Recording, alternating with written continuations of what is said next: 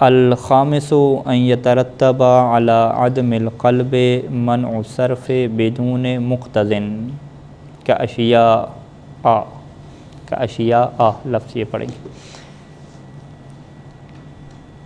اچھا، یہاں پہ پانچواں جو سبب ہے جو اس بات کو واضح کرے گا کہ یہاں پہ قلب مکانی واقع ہو چکا ہے اور جو حروف ہیں وہ آگے پیچھے ہو چکے ہیں، اس میں یہ ہے کہ آپ کو ایک ایسا کلمہ نظر آئے گا کہ جو ممنوع من الصرف ہوگا، لیکن ممنوع من الصرف کا اس میں کوئی آپ کو سبب نظر نہیں آ رہا ہوگا، ٹھیک ہے جی۔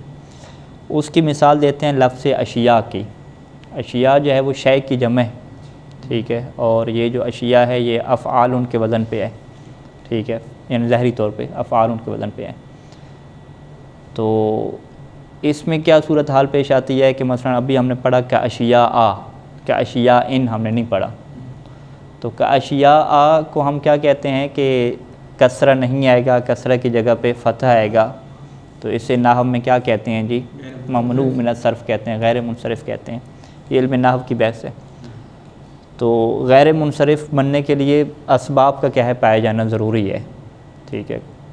ان اسباب میں سے ایک سبب کیا ہوتا تھا؟ اس کے اندر علامت تانیث ہوتی تھی، جیسے مثلا صحراء ان آپ کہتے تھے، صحراء او آپ کہتے ہیں، ٹھیک ہے، الف ممدودہ ہوتی ہے صحراء میں۔ اس کے اصلی حرف کون سے ہیں؟ صاد، ہا، را، اور جو الف اور حمزہ ممدودہ وہ زائدہ شمار ہوتے ہیں، ٹھیک ہے۔ تو اسی وجہ سے مثلا وہ تانیث کی ایک اس کے اندر علامت آ گئی، فعلا کا وزن آ گیا، تو فعلا جو ہے وہ اوزان تانیث میں سے ہے، تو اس کو کیا کہہ دیتے ہیں؟ غیر منصرف کہہ دیتے ہیں۔ لیکن افعال جو ہے وہ افعال ان کا جو وزن ہے نا، جو اشیاء کا، یہ غیر منصرف نہیں بن سکتا کیونکہ یہ اوزان تانیث میں سے نہیں ہے، یعنی فعلا جو ہے وہ اوزان تانیث میں سے ہے، لیکن افعال جو ہے وہ اوزان تانیث میں سے نہیں ہے۔ جب افعال یعنی اشیاء کا اگر آپ وزن افعال ان کرتے ہیں تو یہ اوزان تانیث میں سے نہیں ہے۔ جب یہ اوزان تانیث میں سے نہیں ہے تو پھر اسے غیر منصرف نہیں ہونا چاہیے، پھر اس کے اوپر کسرہ بھی آنی چاہیے، تنوین بھی آنی چاہیے، لیکن یہ غیر منصرف ہے۔ تو پس یہاں پہ یہ سوال کھڑا ہو گیا کہ اس کے غیر منصرف ہونے کی کوئی وجہ بھی نہیں ہے، تو پھر آپ کیسے غیر منصرف کہہ رہے ہیں؟ ٹھیک ہے جی۔ تو مصنف نے کہا بس پھر قلب مکانی بناؤ، ٹھیک ہے جی، اور آپ کہو کہ یہ اشیاء کا وزن افعال نہیں ہے بلکہ اس کا وزن کیا ہے؟ کچھ اور ہے، ٹھیک ہے۔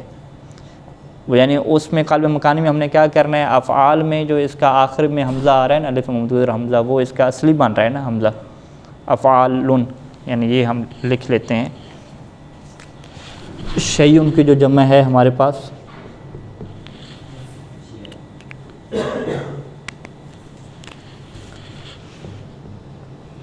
اشیاء آ رہی ہے، تو اشیاء کا اگر وزن ہم افعال کرتے ہیں تو اس کے آخر پہ جو حمزہ ہے وہ کیا ہوگا؟ اصلی ہوگا، جبکہ جو علامت تانیث میں حمزہ ہوتا ہے وہ اصلی نہیں ہوتا، جیسے صحراء میں جو حمزہ ہے وہ اصلی نہیں تھا، ٹھیک ہے، زائدہ ہوتا ہے۔ جب زائدہ ہوگا تو پھر غیر منصرف بنے گا نا۔ جب اس کا حمزہ اپنا اصلی ہے تو یہ پھر غیر منصرف تو نہیں ہونا چاہیے، منصرف ہونا چاہیے۔ جیسے مصنف نے مثال دی کہ اسماء کی مثال ہے ہمارے پاس،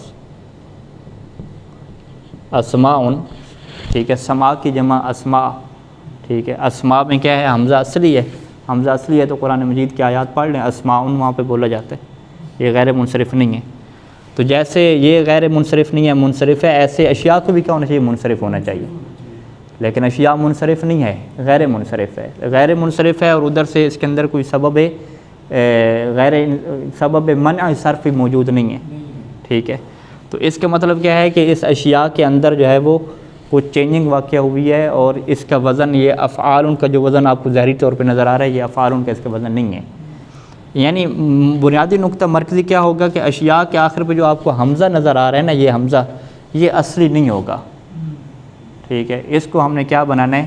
ایسی اس کے اندر چینجنگ کرنی ہے کہ اس کو ہم نے اصلی سے نکال کے زائدہ میں کیا ڈال دینا ہے۔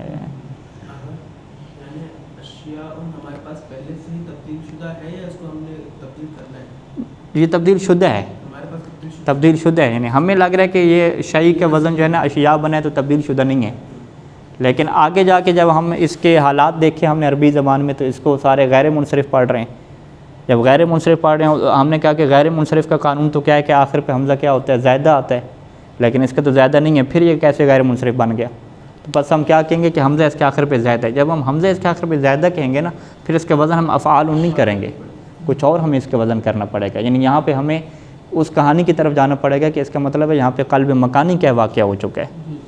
ٹھیک ہے جی، اچھا یہ سنیے گا یہ بات مصنف کی کہ ان یترتب علی عدم القلب، پانچواں کیا ہے کہ اگر آپ عدم قلب کے قائل ہوتے ہیں، علی عدم القلب، ان یترتب علی عدم القلب منع الصرف، کہ عدم قلب کے اوپر کیا مترتب ہوگا، کیا نتیجہ نکلے گا کہ منع صرف بدون مقتضن، پورا جملہ منع صرف بدون مقتضن، کہ منع صرف ہو جائے لیکن بدون مقتضی، مقتضی ہے نا، مقتضیون ہے تو مقتضیون کو کیا پڑھ دیتے ہیں؟ مقتضن پڑھ دیتے ہیں، قاضیون کی طرح قاضن پڑھ دیتے ہیں، یعنی بغیر اس کے کہ منع صرف کا کوئی تقاضا کرنے والی چیز ہو، مقتضی اقتضا تقاضا کرنے والی چیز، یعنی سبب کہتے ہیں آپ، یعنی منع صرف لازم آ جائے گا بدون سبب منع صرف، جبکہ وہاں پہ منع صرف کا کوئی سبب بھی موجود نہیں ہوگا۔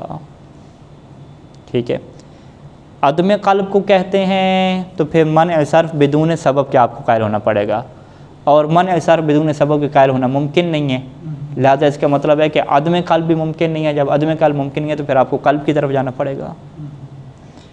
کہ اشیاء، جیسے کہ لفظ اشیاء ہے، فإننا لو لم نقل بقلبها، اگر ہم اس کے اندر قلب کے قائل نہیں ہوتے، اشیاء کے ہم قلب کے قائل نہیں ہوتے، قلب مکانی کے، تو لازم منع افعال من الصرف بدون مقتضن، تو لازم ہے جائے گا کہ افعال جو ہے نا، افعال کا جو وزن ہے یہ جو ہے وہ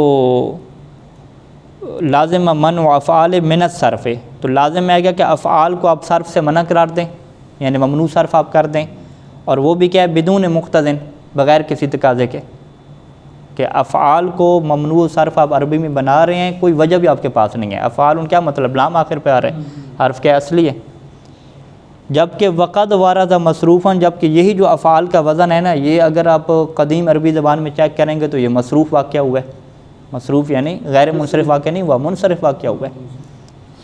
جیسے یہ قرآن مجید کی آیت میں دیکھیں افعال کے وزن کو، ان ہی الا اسماء سمیتموہا، یہاں پہ اسماء کس وزن پہ ہے؟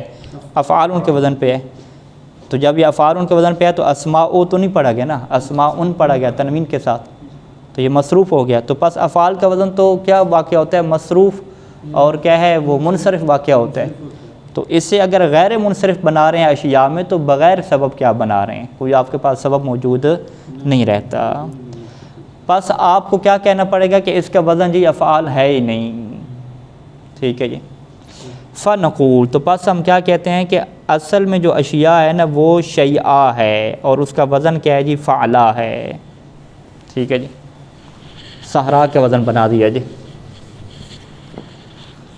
ٹھیک ہے جی، اشیاء جو ہے نا آپ کو اشیاء جو لگ رہا ہے تو یہ مقلوب ہے، یعنی تبدیل شدہ ہے، مقلوب منہ اس کا کیا ہے؟ شیء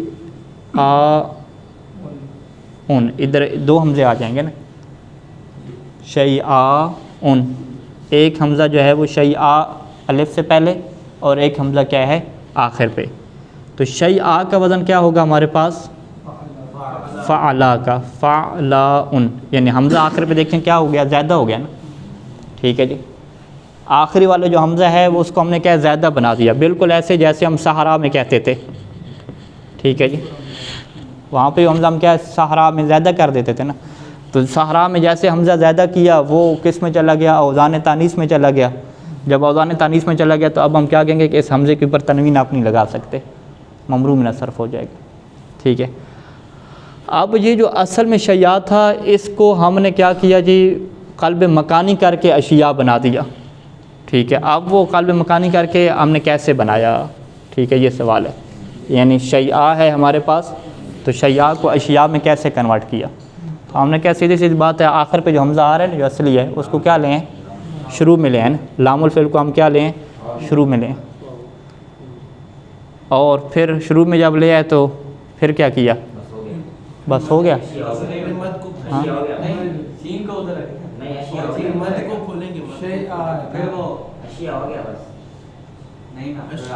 بن کے کہہ رہے ہیں اچھا شیعہ تھا نا تو دو حمزے تھے، اس میں سے ایک حمزہ پہلے لایا تو اشیاء ہو گیا. اشیاء نہیں ہوگا یہاں تو ہوگا بھی ہے ہی نہیں، مفتو ہے نہیں. پھنس کیا کام. ٹھیک ہے اصل میں اس کی مد میں ہے نا، اس میں ایک حمزہ اصلی ہوگا، ایک الف زائدہ ہے، حمزہ کو ہم نے شروع میں رکھ دیا. ہمارے پاس اشیاء یہ جو حمزہ ہے نا، یہ جو آپ یہ حمزہ کون سا ادھر لا رہے ہیں پہلے زائدہ اور پھر کون سی جگہ لام الفعل لایا ہے. لام الفعل. تو شیعہ میں لام الفعل کون سا ہے؟ شیعہ میں مد سے پہلے والا یا بعد والا؟ مد سے پہلے والا جو ہے نا جو کنورٹ ہوا پہلے والا نا، پہلے والا نا. ہاں ٹھیک ہے نا. یہ جو مد سے پہلے والا ہے نا، اسی کو ہم شروع میں لے کر آ رہے ہیں نا. تو اس کو جب شروع میں لے کر آئیں گے تو اشیاء، تو یہ آرام سے ہو جائے گا. بس مزید آپ کو کیا کرنا ہے. ٹھیک ہے بس. اس کا وزن پھر کیا بنائیں گے؟ ہاں فعلا، یہ کیا ہے؟ لف. ہاں لف لف آ. ہاں لف آ بنے گا. لف آ بنے گا، یعنی یہ فعلا کے وزن کی طرح ہمیں مشابہ لگے گا، پورا ہوگا نہیں اس کی طرح. ٹھیک ہے لف آ بنے گا. ہاں فعلا وزن تو نہیں بنے گا نا. ٹھیک ہے صحرا کے وزن پہ نہیں آئے گا، لیکن ہمیں اس کی طرح لگے گا. اس کی طرح میں مناسبت کیا ہوگی کہ جیسے فعلا کے وزن کے آخر پہ حمزہ زیادہ ہوتا تھا، الف ممدودہ اور حمزہ زیادہ ہوتا تھا، علامت تعلیث بنتی تھی، ایسے یہاں پر بھی ہو جائے گا. پہلے والے میں ہے نہیں. یہ پہلے تھا شیعہ، تو اس میں یا ساکن ہے، نیچے میں فتح وہ ہے. اس لیے حمزے والے کو دیں گے، حمزے والے فتح اس کو دیں گے ماں وہ کو. اس لیے کیونکہ ہمیں غیر منصرف کا توازن رکھنا تھا، اس لیے ہم نے وہ کیا ہے کہ اس کی حرکت گرا کے یا کو دے دی. چلیں اس کو پڑھتے ہیں، مصنف کو پڑھتے ہیں کہ مصنف کیا کہتے ہیں. فنقول و اصل و اشیاء شیعہ علی وزن فعلا. ٹھیک ہے یہ ابھی کیا وزن بنا رہے ہیں؟ فعلا کا بنا رہے ہیں. ٹھیک ہے جی ابھی تو اس میں وزن ہے نا، ابھی فعلا کا وزن تو نہیں بنتا نا. پہلا بنتا ہے اشیاء وزن ہے نا، آگے بنا نہیں نا. شیعہ وہ آگے اشیاء فعلا کے وزن پہ. اشیاء نہیں شیعہ. شیعہ، شیعہ کا اصل وزن کیا ہے؟ فعلا ہے. وہ بتا رہے ہیں. ٹھیک ہے اصل میں یعنی اس کا وزن کیا تھا؟ شیعہ تھا. شیعہ کا وزن اصل میں کیا تھا؟ فعلا ہی تھا. شیعہ کا بنتے ہی فعلا ہے.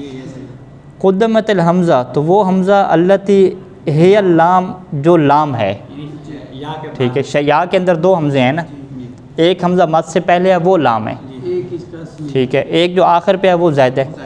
تو وہ حمزہ التی ہے اللام جو لام تھا اسے ہم نے مقدم کیا فی موضع الفا، فا کی جگہ پہ لے گئے. تو جیسی فا کی جگہ پہ لے گئے تو فصار اشیاء، تو فوراً کیا ہو گیا؟ اشیاء ہو گیا. ٹھیک ہے جی. اب وہ اس چکر میں نہیں پڑے کہ بھئی شین جو ہے وہ متحرک تھی، اس کو جو ہے وہ ہم نے ساکن کیسے کیا. یہ کہانی مصنف نے کہا ہاں اس کو نہیں چھیڑا. کہا کہ بس شیعہ میں کیا آپ شروع میں لے دیں تو اشیء کیا ہے وہ، شیعہ یعنی اگر اسی حرکت میں طور پڑھیں شیعہ تھا شیعہ تو اشیء. ہاں وہ پھر یا سے یا اور الف دو التقاء ساکنین ہو جائیں گے. تو یہ نہیں ہو سکتا تھا یا اور الف التقاء ساکنین، تو یا کو ہم کیا دیں گے؟ شین والی حرکت کیا ہے؟ یا کی طرف شفٹ کر دیں گے. یہ ہم اپنی طرف سے اندر ڈال رہے ہیں. ٹھیک ہے ہاں وزن سیٹ ہو جائے نا. الف کا ماقبل ہمیشہ کس کو چاہتا ہے؟ فتح کو چاہتا ہے. ہاں یعنی ہم ٹھیک ہے اس کو ہم لے آتے ہیں، ہم کچھ علال بنا لیتے ہیں. اس کا لکھا ہوا ہے، چلیں ٹھیک ہے خود بھی پہلے دیکھ لیتے ہیں. اشیاء میں ہم جب شروع میں لے کر آئے نا، نہیں یہ کیا ہے؟ شیعہ ہے نا. ہاں شیعہ. ٹھیک ہے یا ساکن ہے شیعہ. یہ حمزہ شروع میں گیا، شین مفتوح رہے گی اپنی، یا ساکن رہے گی، الف بھی ساکن رہے گی. ٹھیک ہے تو یہ دو التقاء ساکنین ہو رہے ہیں نا. یہ الف ما قبل کو کیا چاہتی ہے؟ فتح چاہتی ہے. تو لہٰذا اس کو کیا لیں گے؟ فتح لگا دیں گے. فتح لگائیں گے تو یہ تین حرکات کیا اکٹھی آ جائیں گی اشیاء. تو اسے کیا کہتے ہیں؟ توالی حرکات. توالی حرکات ثلاث، کہ تینوں حرکات اکٹھی آنا تھوڑا مشکل ہوتا ہے. تو لہٰذا جو ہے وہ ایک کو کیا کریں گے؟ ساکن کریں گے. چار شکل ہوتی ہے ایسے، جو مد میں دو حمزے ہیں وہ دونوں ہی ساکن ہیں، کیونکہ الف بھی کیا حرکت کی جگہ شمار ہوگی نا. وہ تو توالی اربع حلقات اسے آپ کیسے کہیں گے؟ تین بھی کہہ سکتے ہیں، چار بھی کہہ سکتے ہیں. ایک الف کی، شین کی، یا کی، اور خود کیا آگے الف آ رہے. الف بھی ایک حرکت کی جگہ پہ ہوتا ہے نا، الف ساکن. توالی اربع حرکات اسے بنائیں گے تو پھر اس میں کیا یہ جائے گا قانون. ہاں یہ بات اس میں ایڈ آپ کو کرنی پڑے گی، ٹھیک ہے. توالی اربع حلقات، تو آگا ان کا اعتراض آئے گا کہ بھئی 3 حرکات کا قاعدہ تو نہیں ہے، 4 حرکات کا ہے، تو ہم کیا کہیں گے چوتھی الف کو بنائیں بھئی، الف کو کس کی جگہ بنائیں؟ فتح کی جگہ پہ رکھیں. اچھا، فمنعها من الصرف نظرا الى الاصل، پس اس کا جو ممنوع من الصرف ہونا ہے نا وہ اصل کی طرف نگاہ کرنے کی وجہ سے ہے. الذي هو فعلا، اصل میں کیا ہے، اس کا وزن کیا ہے؟ فعلا ہے. ولا شک ان فعلا من موازین الف التأنیث الممدودہ، اور اس میں تو کوئی شک نہیں ہے کہ جو فعلا کا وزن ہے وہ کس وزن میں سے ہے؟ ٹھیک ہے، الف تأنیث ممدودہ کے اوزان میں سے ہے. جیسے صحرا ہمارے پاس مثال ہے، ٹھیک ہے. فہو ممنوع من الصرف لذالک، اسی وجہ سے تو اسے آپ کیا کہتے ہیں؟ ممنوع من الصرف کہتے ہیں. یہ نحوی بحث آ جائے گی. وہو المختار، اور یہی نظریہ کیا ہم اختیار کرتے ہیں. ٹھیک ہے.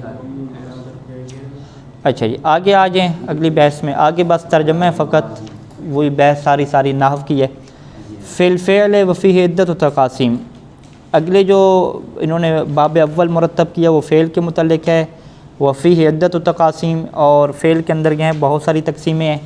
پہلی جو اس کی تقسیم ہے الی ماض و مضارع و امر. ینقسم الفعل الی ماض و مضارع و امر. فالماضی، ماضی کی تعریف ما دل علی حدوث شیء قبل زمن التکلم، کہ جو دلالت کرے کہ ایک چیز حادث ہوئی ہے لیکن کب؟ قبل زمن التکلم، جب وہ بات کر رہا تھا تو اس سے پہلے والا زمانہ.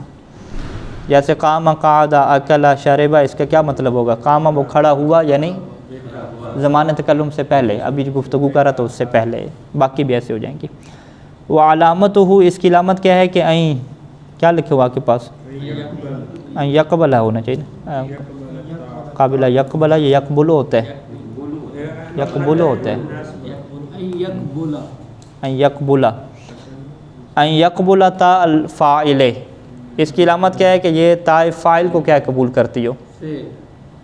تا فاعل. تا فاعل کو کیا کہتے ہیں؟ تا متحرک کہتے ہیں. ٹھیک ہے. جیسے قرأت تو ہے، ضربتا ہے، ضربتے ہے، ٹھیک ہے. یہ ساری کی تعریف کیا کہلاتی ہیں؟ تا فاعل کہلاتی ہیں. اور اسی طریقے سے دوسری اس کی علامت کیا ہے کہ وتا تانیث ساکنہ، یہ تا تانیث ساکنہ کو قبول کرتی ہو. جیسے قرأت ہندن میں قرأت جو تا ہے یہ تا فاعل کے نہیں ہے بلکہ تا علامت تانیث ہے. اور فعل کے اندر جب بھی آپ کو تا فاعلی یعنی تا متحرک یا تا تانیث لگی ہوئی نظر آئے یعنی تا ساکن، تو وہ اس بات کی علامت ہوگی کہ یہ فعل ماضی ہوگا، نہ فعل مضارع ہوگا اور نہ ہی فعل امر ہوگا. اچھا، مضارع کی کیا تعریف ہے؟ والمضارع ما دل علی حدوث شیء فی زمن التکلم او بعدہ، او بعدہ. ہاں جی، بعدہ یا بعدہ کیا پڑھیں گے؟ بعد ہی پڑھیں. فی زمن التکلم او فی بعد زمن التکلم، اس بات کا جو ہے وہ زمن کے اوپر عطف ہم کریں گے. واضح ہے انشاءاللہ کہ زمن تکلم میں بھی چیز حادث ہو رہی ہے اور زمن تکلم کے بعد بھی. یقرأ و یکتب کا کیا ترجمہ کریں گے؟ 2 ترجمے ہو سکتے ہیں کہ وہ ابھی پڑھ رہا ہے یا پڑھے گا، دونوں کا. فَهُوَ صَالِحٌ لِلْحَالِ وَالْإِسْتِقْبَالِ وَيُعَيِّنُهُ لِلْحَالِ لَامُ الْإِبْتِدَاءِ وَلَا وَمَن نَافِیَتَانِ. حال کے لیے اسے معین کرنے والی 3 چیزیں ہیں. ایک اس کے اوپر لام ابتدا آ جائے، دوسری لا اور ما جو دونوں کیا ہوتے ہیں؟ نافی ہوتے ہیں، نفی کے. قرآن مجید سے مثالیں دیکھ لیجیے. انی لیحزننی ان تذهبوا به، تو یہاں پہ لیحزننی کا ترجمہ کیا کریں گے؟ لام ابتدائیہ داخل ہو گیا تو ہم ترجمہ کیا کریں گے؟ حال والا کریں گے کہ مجھے جو ہے وہ ابھی پریشان کر رہی ہے. ٹھیک ہے، کہ تم کیا ہے اسے لے جاؤ گے، اس کے ساتھ چلے جاؤ گے. لا یحب اللہ الجہر، یہ لا نافی آ گئی. لا یحب اللہ الجہر بالسوء من القول، اس کا ترجمہ یہی ہوگا کہ اللہ پسند نہیں کرتا، یعنی حال کی کریں گے. اور وما تدری نفس ماذا تکسب غدا، ما تدری شاید مثال ہے کہ کوئی نفس نہیں جانتا، ما نافیہ کی مثال ہے، تو یہ بھی کیا ہو جائے گا؟ حال کا ترجمہ ہو جائے گا. وَيُعَيِّنُهُ لِلْإِسْتِقْبَالِ، اس کو استقبال کے لیے کیا چیز معین کرتی ہے؟ سین، سوفا، لن، ان اور ان.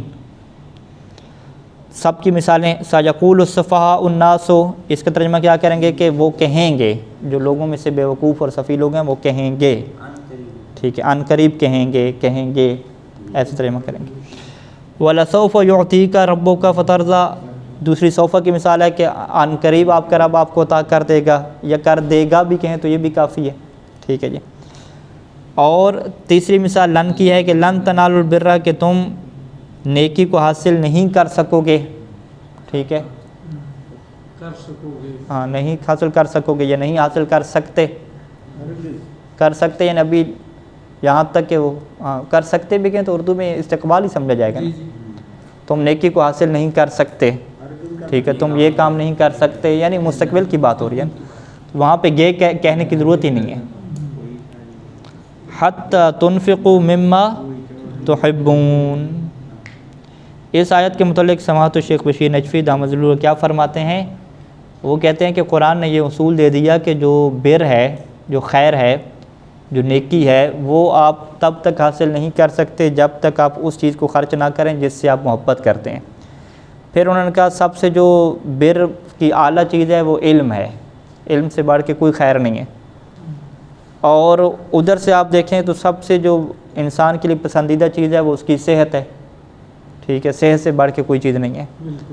پھر اس کو انہوں نے دونوں کو جوڑا کہ علم کو تم اس وقت تک حاصل نہیں کر سکتے جب تک تم اپنی صحت کو اس کے لیے قربان نہیں کرو گے، یعنی اپنی نیند کو، اپنے آرام کو، اپنی سہولت کو، یہ پسندیدہ چیزیں ہوتی ہیں نا، تو یہ پسندیدہ چیزیں جب تک انسان قربان نہیں کرے گا علم اس وقت تک حاصل ہی نہیں ہو سکتا۔ ان کے یہ قرآن کا فیصلہ ہے، کوئی ہمارا اپنا قیاس نہیں ہے، اور باقی حقیقت بھی ایسی ہے کہ جنہوں نے نیندوں کو قربان کیا اور اپنی صحت کو قربان کیا تو انہوں نے جا کے کیا علم کو حاصل کیا۔ اچھا، یہ مثال ہوگی کس کی جی؟ لن کی ہوگی۔ ان کی دیکھیں، وَأَن تُصُومُوا خَيْرٌ لَكُمْ، اور اگر تم روزہ رکھو تو یہ تمہارے لیے بہتر ہے، یعنی مستقبل میں، ٹھیک ہے، یعنی زمن تکلم کے بعد ہو گیا نا یہ سارا۔ إِن يَنْصُرْكُمُ اللَّهُ فَلَا غَالِبَ لَكُمْ، اگر اللہ تمہاری مدد کرے، وہی زمن تکلم کے بعد، یعنی ابھی نہیں کر رہا، ٹھیک ہے، تو یہ بھی کیا ہو جائے گا؟ استقبال کے لیے ہو جائے گا۔ وعلامتہ، فعل مضارع کی علامت کیا ہے کہ ان یصح وقوعہ بعد لم، کہ لم کے بعد اس کا واقعہ ہونا صحیح ہوتا ہے، یعنی لم جس بھی فعل کے اوپر داخل ہوگا آپ اسے فعل ماضی یا فعل امر نہیں کہہ سکتے، وہ فعل مضارع ہو جائے گا۔ لم یلد ولم یولد، ولا بد ان یکون مبدوءا بحرف من حروف انیتو، یہ علامت نہیں ہے، ٹھیک ہے، لیکن ایک آپ کیا کہہ دیں ضروری چیز ہے، ٹھیک ہے۔ یہ آپ قطر میں کیا پڑھیں گے جب انہوں نے کہا کہ بھئی فعل مضارع کی دو علامتیں ہیں، ایک جو ہے وہ لم کا داخل ہونا، ایک کیا ہے کہ حروف انیتو، جیسے ہم کیا پڑھتے ہیں حروف اتینہ پڑھتے ہیں یا حروف اتین کہہ دیتے ہیں، ٹھیک ہے، یا نعیتو، اتیتو، اتیتو نہیں ہے وہی نعیتو ہے، ٹھیک ہے، انیتو، نعیتو سارے ہو سکتے ہیں، ٹھیک ہے، اتین بھی ہو سکتے ہیں، وہی یعنی الف تا یا اور نون ہے نا، ٹھیک ہے، ان کے شارٹ کٹ بنایا ہوا۔ تو وہاں پہ آپ پڑھیں گے کہ ابن ہشام نے اس کے اوپر اعتراض کیا کہ ماضی آپ کو بہت سارے ایسے مل جائیں گے جس کے شروع میں یہی حروف لگے ہوئے ہیں، ٹھیک ہے، جیسے مثلا کیا ہے نصرہ، نون لگا ہوا ہے نا، ٹھیک ہے، ہاں تو وہ کیا فعل مضارع ہو جائے گا، ٹھیک ہے۔ تو اس کا پھر انہوں نے کیا جواب دیا؟ نہیں یہ علامت نہیں کیا، یعنی حروف مضارع یہ اس کو علامت نہیں قرار دیا کہ جس کے شروع میں حروف مضارع میں سے کوئی آ جائے تو وہ مضارع ہی ہوگا کیا، ٹھیک ہے۔ علامت فقط ایک ہی ہے فعل مضارع کی، فعل مضارع کی علامت ایک ہی ہے کہ لم اس کے اوپر داخل ہو سکتا ہے بس، اور کوئی علامت نہیں ہے۔ حروف مضارع جو آتے ہیں یہ علامت کے طور پہ نہیں ہے، ایک پہچان ہے بس، حروف مضارع اس کے اوپر لگتے ہیں جو مختلف علامت ہوتے ہیں، ابھی وہ بیان کریں گے، مثلا یا کس کی علامت ہے غیب کی، الف کس کی ہے مثلا متکلم کی، اس طریقے سے۔